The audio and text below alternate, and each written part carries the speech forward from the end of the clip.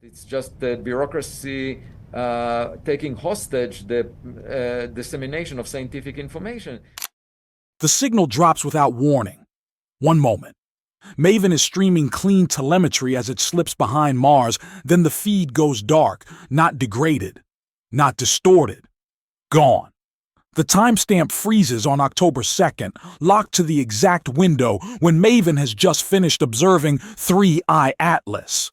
Engineers expect a routine communications blackout during orbital occlusion, but this one feels different. The silence arrives too clean, too sudden, as if someone cut a wire instead of losing a signal. Within minutes, independent trackers notice the timing. Maven's last confirmed packets coincide precisely with 3I Atlas's closest observational pass. That alignment hits social feeds like an electric shock. Amateur astronomers, data analysts, and Space Watch channels refresh dashboards in real time, waiting for the signal to return. It doesn't. The delay stretches. Seconds turn into minutes. Minutes feel heavier than they should. Screenshots begin circulating. Raw plots, orbital overlays, missing data blocks highlighted in red. Users zoom in on timestamps, drawing circles around the moment contact vanished. Side-by-side diagrams compare expected blackout durations with what is actually happening. The gap looks wider, longer, unexplained. The visuals spread faster than any official notice ever could, and the narrative starts building itself in public. Speculation accelerates beyond control.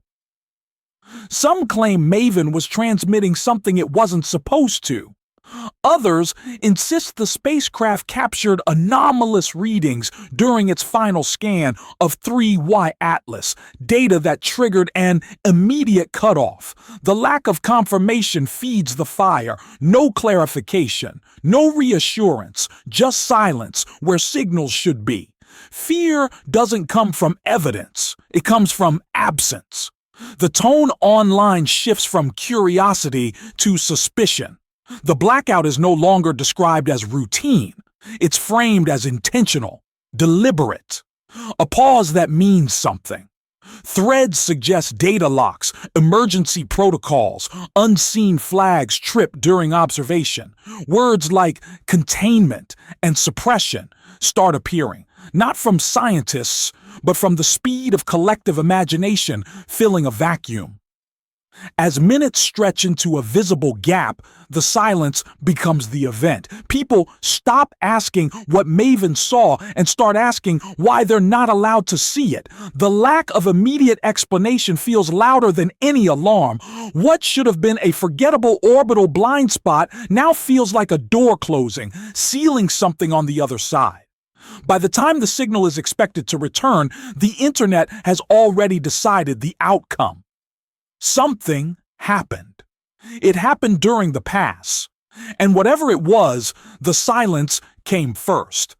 And as the blackout finally nears its end, a new question hangs unresolved. What happens when the data comes back? And what if it doesn't? The shift happens fast, almost violently. Within hours of the Maven signal pause, viral threads flood timelines across platforms, stitching coincidence into intent.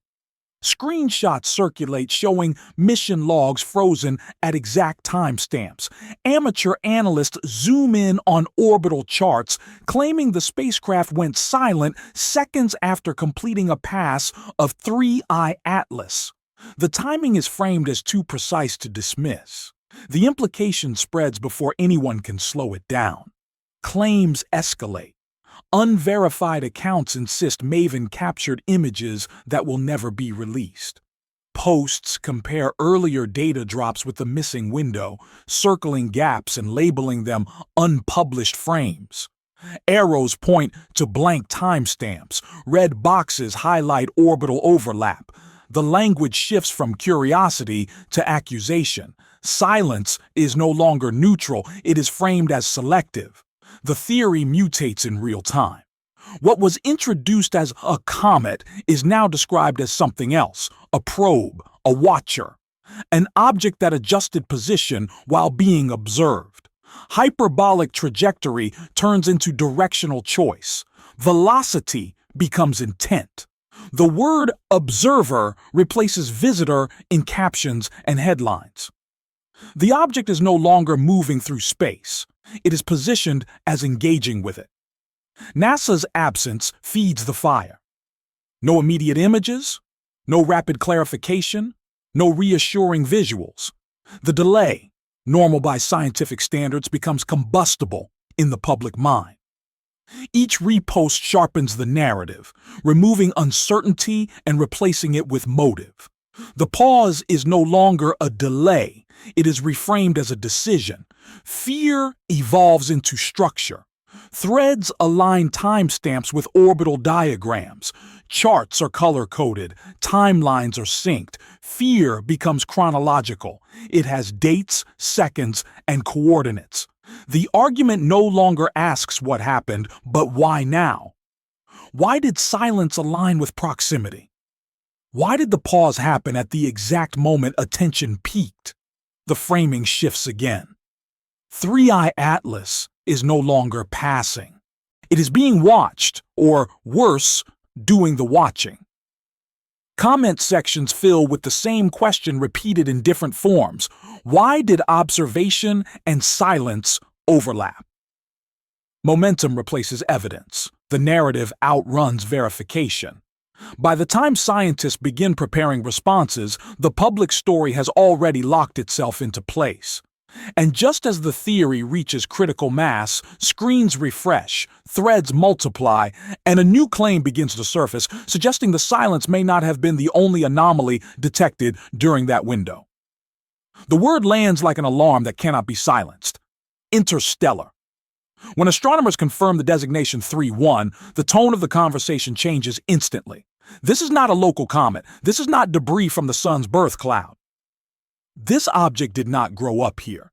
It arrived already moving too fast to be captured, already traveling on a hyperbolic path that proves it does not belong to the solar system. That single letter, I, turns curiosity into unease. Third, confirmed interstellar visitor. Older than most stars humans can name. Moving with a velocity that cannot be explained by any solar interaction. The facts are correct. The reaction is explosive. Online, speed stops being physics and starts becoming motive. Charts showing velocity are reposted with captions asking why it is moving that fast. The fact that it is unbound to the sun is no longer described as orbital mechanics, it is described as independence. Commentators stop saying trajectory and start saying course. A comet that should simply pass through space is reframed as something that entered it. Every calculation confirming its origin outside the solar system becomes emotional fuel. An object that does not belong here is treated as something that cannot be predicted, controlled, or trusted. The chemistry deepens the discomfort. Spectral readings show compounds that do not match familiar solar system profiles.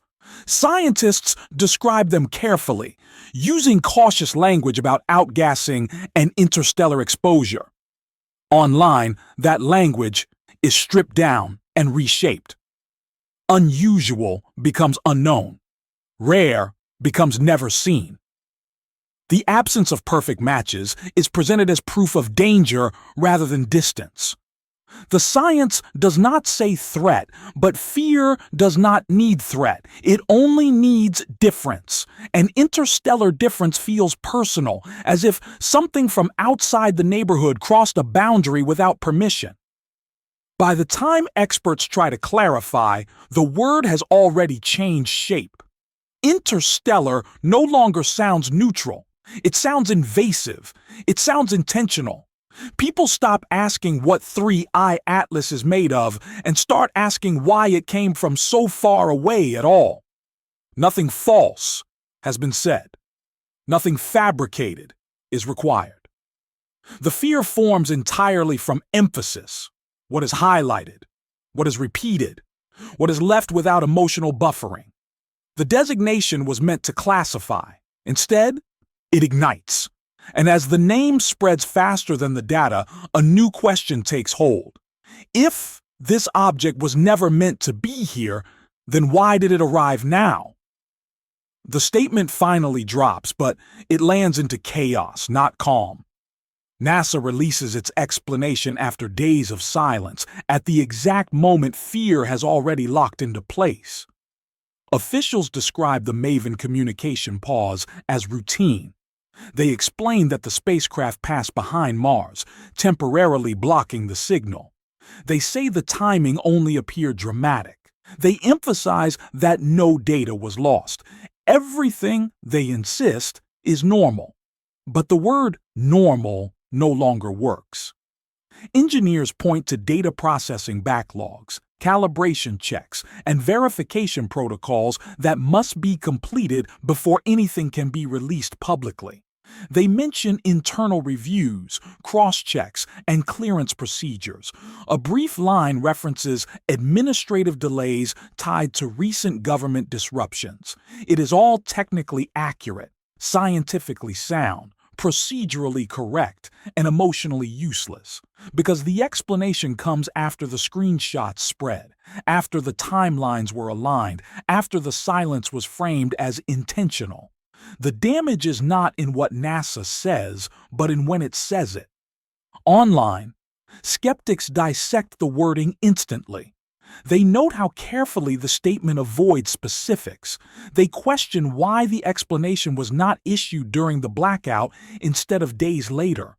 To them, the response feels reactive, not transparent, like a fire extinguisher brought out after the building has already burned.